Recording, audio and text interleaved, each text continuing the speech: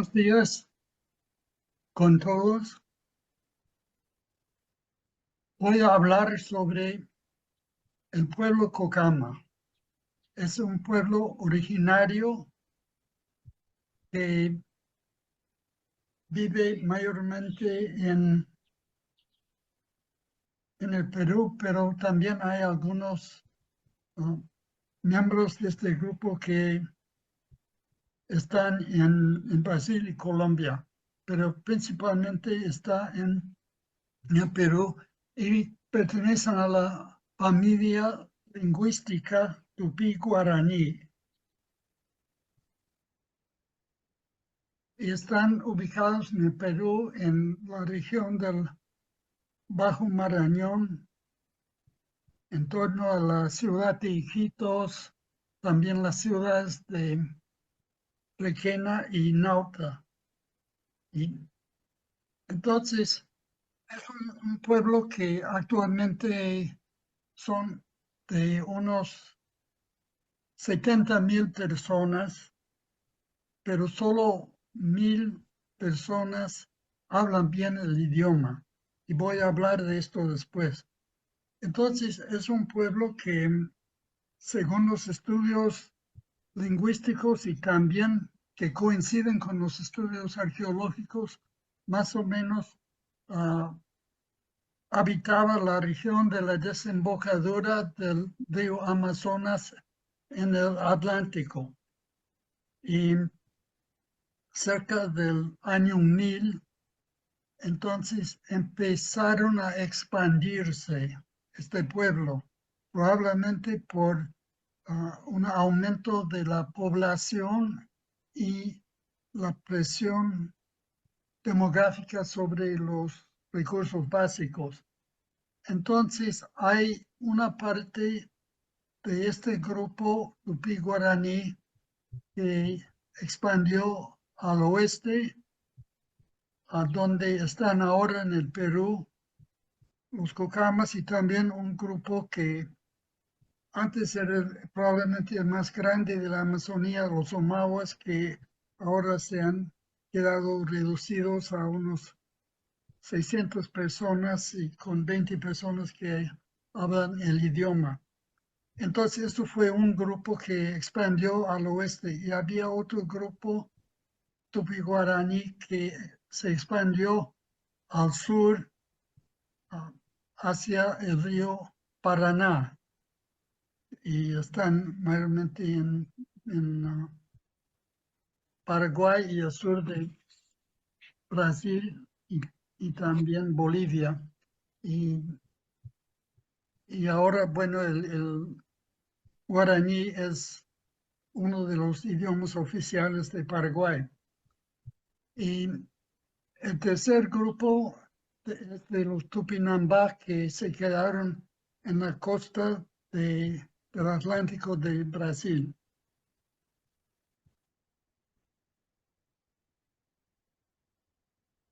Entonces, en el siglo XVI, cuando llegaron los españoles a lo que ahora es el territorio peruano, bueno, había un primer encuentro con los Omaguas en la desembocadura del río Putumayo, en el viaje de Orellana y Gaspar de Carvajal en 1542, pero en 1558 el capitán español Juan de Salinas Loyola entró en el río Ucayali, que es el lugar donde se junta el Ucayali en el Perú, el Ucayali con el Marañón para formar el Amazonas.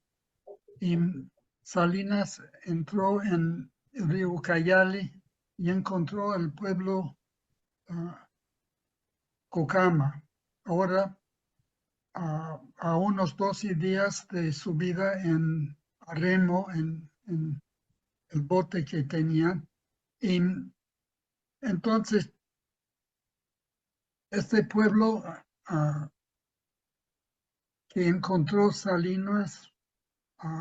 Era un pueblo bien grande y bien organizado, y que también tenían comunidades de 300 o 200 a 400 casas en cada comunidad, y las casas eran grandes para todo un clan familiar, entonces unos 50 personas. Entonces había en cada pueblo entre 10 y 20 mil personas. Y era un pueblo muy bien alimentado, y eso llamó la atención a los españoles, porque en España estaban sufriendo hambre y encontraron el pueblo Cocama con toda la gente bien alimentada, sobre todo con mandioca, yuca y también maíz, sobre todo, y una gran abundancia de peces y tortugas que los alimentaban todo el año. Y también tenían muy desarrollada la cerámica.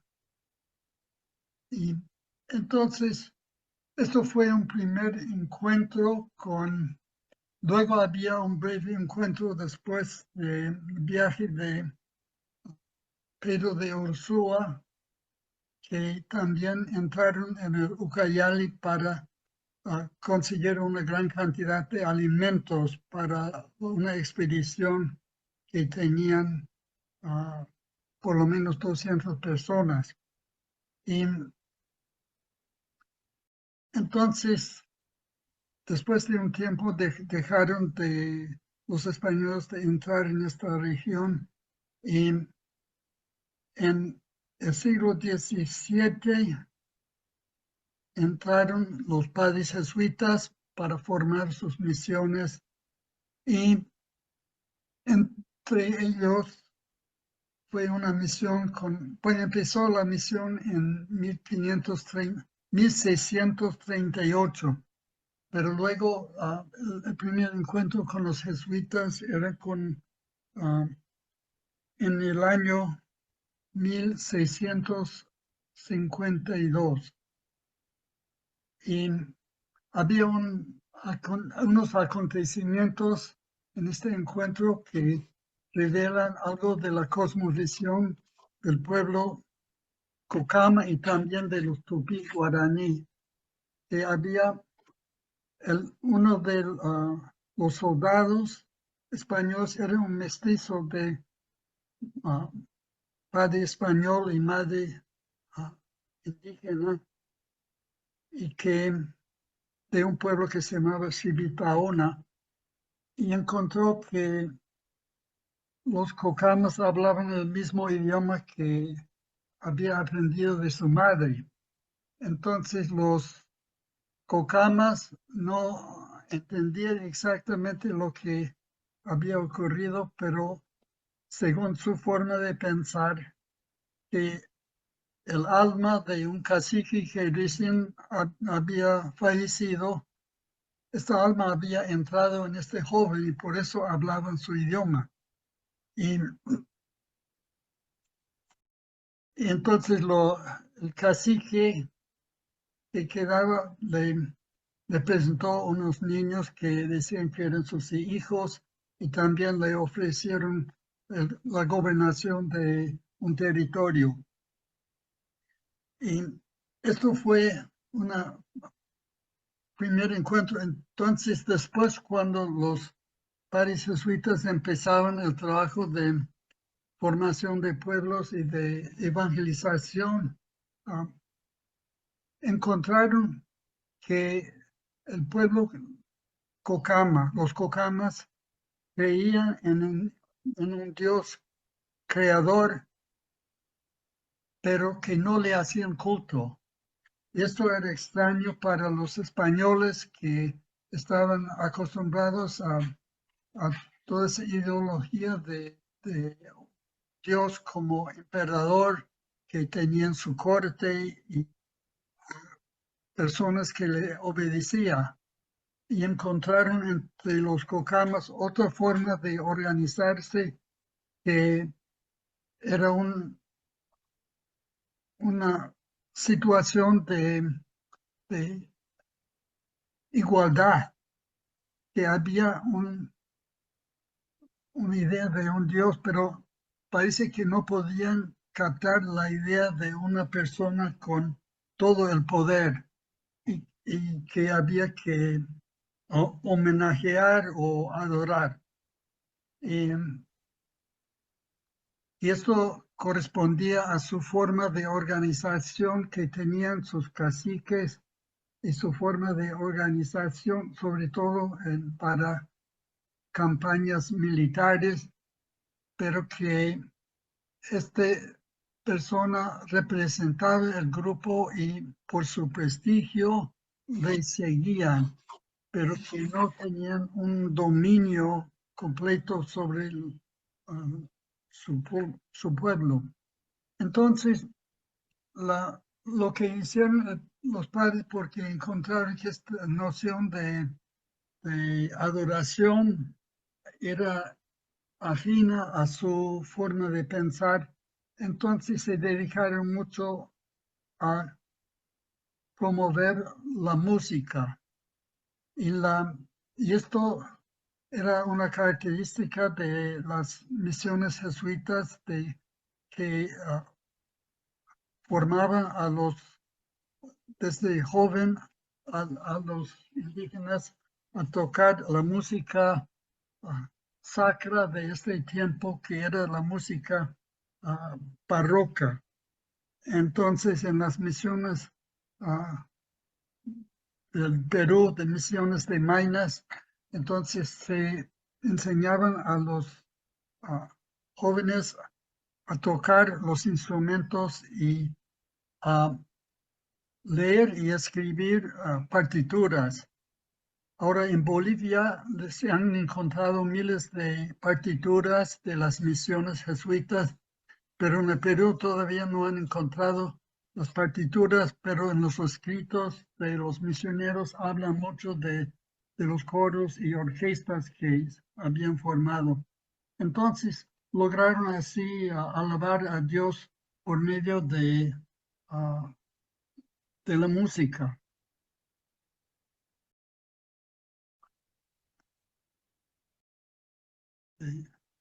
Entonces, después del periodo de las misiones jesuitas en 1767, entonces los cocamas se dedicaron a trabajar, empezando con la extracción de productos de la selva y el pequeño comercio, y también a mediados del siglo XIX iba entrando comerciantes y que organizaban comerciantes portugueses y españoles, y que así que como era gente estaba acostumbrado a vivir con europeos, entonces esto facilitaba su relación. Y también cuando empezó la época del auge del caucho a fines del siglo XIX, entonces los cocamas eran entre los trabajadores preferidos, porque sabían trabajar los migrantes, los colonos mestizos que llegaban desde los Andes muy rápido, empezaban a hacer sus propios pequeños empresas de extracción, entonces no eran lo más deseable para los grandes caucheros, los grandes empresarios caucheros, y los indígenas recién contactados tampoco no eran estables en el trabajo, y entonces los cocamas entonces eran los trabajadores preferidos de los patrones caucheros, pero siempre ellos se quedaban marginados en cuanto a la sociedad mayor. Y esto ha causado una situación que actualmente está viviendo el pueblo Cocama, que en la primera mitad del siglo XX, entonces los maestros castellano hablantes les enseñaba que no valía su idioma y su cultura, entonces había una represión, sobre todo en las escuelas, que prohibían a los niños que hablasen su idioma. Entonces se iba paulatinamente dejando de enseñar el idioma a los hijos. Y es una situación que ahora están sintiendo porque hay todo un movimiento ahora en esta región del Perú para recuperar la identidad y también un esfuerzo de salvar a su idioma.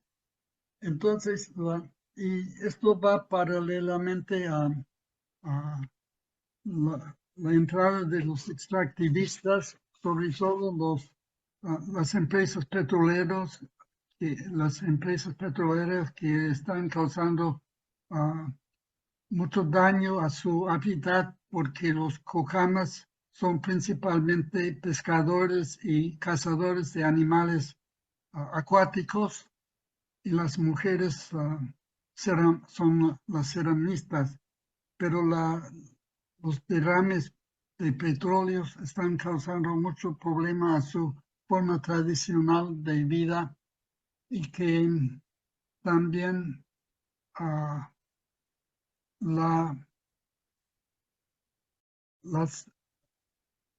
hay un peligro de las empresas que quieren entrar a dragar sus ríos para facilitar la entrada de barcos grandes en esta región. Y esto son conscientes que causaría mucho grande a su forma de vida, sobre todo la vida acuática.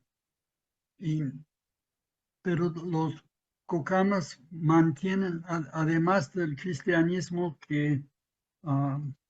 y las fiestas religiosas que aprendieron de los padres jesuitas, también han mantenido su cosmovisión, esta idea de la transmigración de las almas.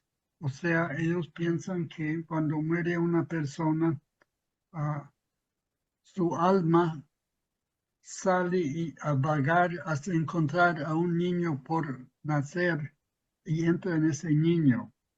Entonces, han mantenido esta dimensión de su tradición, pero también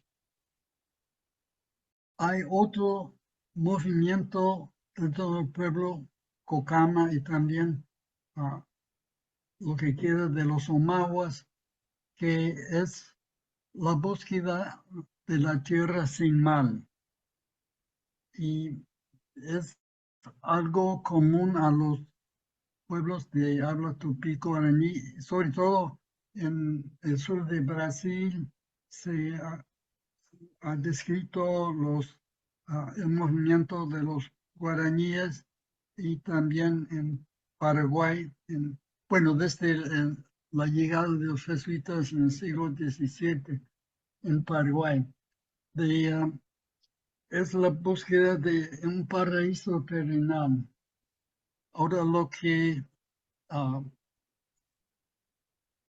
esta es una imagen de mi libro que se llama Hacia la tierra sin mal, la religión del pueblo en la Amazonía, que este movimiento empezó como los movimientos en otros países donde hay pueblos de habla tupí guaraní y buscando esta tierra que se basa en un mito y luego también la salida a buscar este paraíso terrenal. En el Perú lo que pasó es que ah, el- conservan el mito del diluvio, pero en este mito del diluvio se salva una familia en una balsa y después de la destrucción de la humanidad y todo lo que había en la tierra, entonces aparece el Dios creador, también que fue el Dios destructor, que aparece otra vez para recrear y enseñar a los cocamas a producir sus alimentos, primero de crear los ríos y luego de, uh, de plantar la yuca, la mandioca, sobre todo, y luego de esta familia llega a un lugar donde hacen sus chacras, sus cultivos, sobre todo de maíz, pero tenía una característica especial, es que el maíz al cosecharse seguía produciendo y no se dejaba de producir. Y esto es la descripción del mito que tienen los pueblos tupi-guaraní de la tierra sin mal. Pero hay algunos pueblos que tupi-guaraní que han pensado que esta idea de o mito de chakras que producen sin parar, que significa que no tendría que trabajar. Pero entre los cocamas, la idea es que es todo lo contrario, que tiene que trabajar bien duro y también con una buena actitud frente al trabajo y que serán, en este caso, serán bendecidos con una producción continua en sus chakras, pero que los que tienen una actitud negativa frente al trabajo o no quieren trabajar, entonces no van a gozar de este paraíso.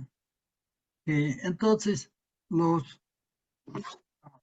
en el Perú se formó una iglesia que se llama la Iglesia Católica, Apostólica y Evangélica, que han tomado su tradición religiosa católica junto con algunos que habían pertenecido a iglesias evangélicas y guardando también su cosmovisión tupi-guaraní.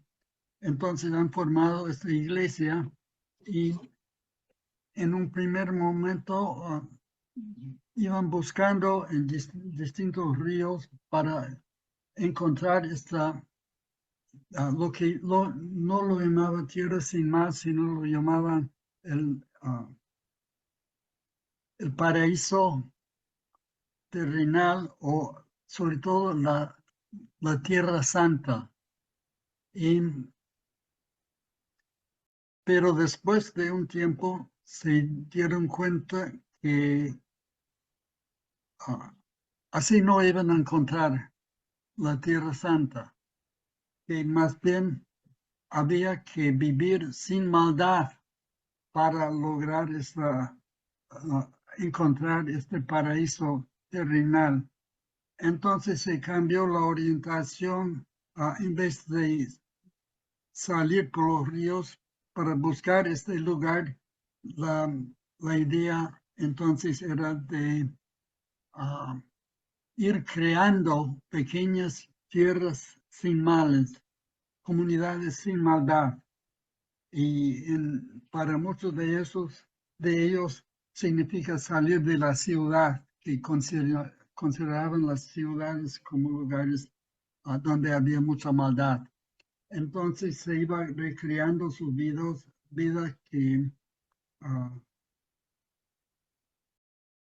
trabajando con mucho esfuerzo para hacer producir la tierra y dedicando también a sus tradiciones de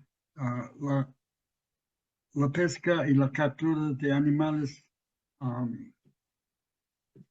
acuáticos y así alimentan a gran parte de la población de la región Loreto en el Perú.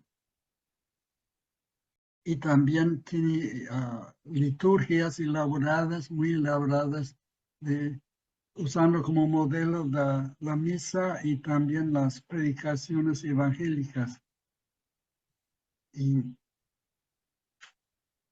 entonces, esto es en breve síntesis lo que está desarrollando este pueblo que tiene una larga historia que estamos tratando de recuperar esta historia que, como he dicho, muchos no conocen y que merece que conozca más, pero sí mantienen muchos aspectos de su cultura, de los mitos, el mito de la tierra sin mal, también de el mito de la hija de Luna, y su buen Luna, que también es el trueno, que es un personaje mitológico tradicional del pueblo tupi-guaraní. Y entonces